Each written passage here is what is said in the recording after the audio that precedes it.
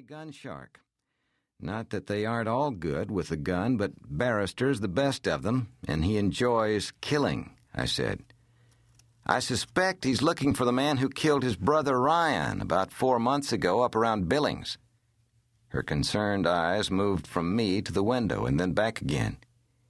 Abel Gate, is that man? Uh-huh, that's what I hear. Her eyes narrowed. How do you know that?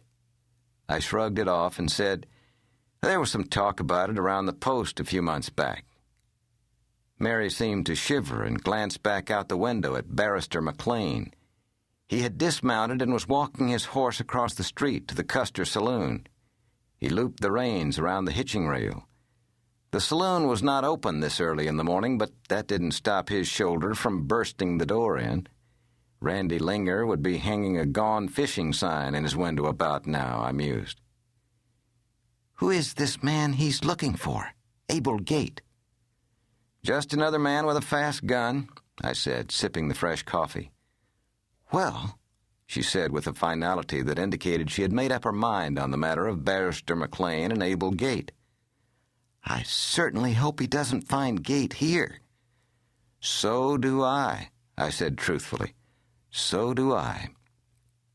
I finished my breakfast, paid Mary at the front door, and received an unexpected but quite delightful smile in return.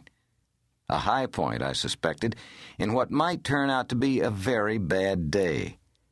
On the sidewalk outside, I glanced across the street and let my view linger a moment on the open door of the saloon. Barrister McClain had a reputation that stretched a bloody line from the Canadian border down to the mining camps of Colorado. He was feared as far west as Utah, where he'd been known to travel occasionally to express his disapproval of the Mormons there, usually with a gun. But he was big enough and powerful enough that he could express himself just fine with his fists. He didn't move east very often.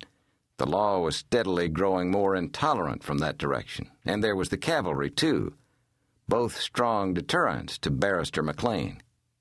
That's why I never expected him to show up here, not with Fort Evan Woods only a mile out of town. The shops along the street were slowly unburdening themselves of their sudden inflow of folks. I suspected the shopkeepers had managed to capitalize on McCain's sudden arrival. At least it had been good for someone other than the local undertaker. I put McClain out of mind and turned toward home. The sun was high enough above the horizon now to bring a strong early-morning brilliance to the green leaves of the trees in the park. Their color leaped out with hidden life, normally lost from view for the rest of the hot, lazy day. In the sky, soft clouds banked one after the other and rounded to a horizon of a slightly paler blue. I started down the street thinking about the complications involved in catching that subtle shift of color on canvas. It was far more pleasant than thinking about the man in the Custer Saloon. I glanced diagonally across the street and noted with mild amusement that the passers-by there were giving the open door a wide berth. The house I live in is the last one on A Street. Beyond it, the town peters out to tall, rolling Montana grass.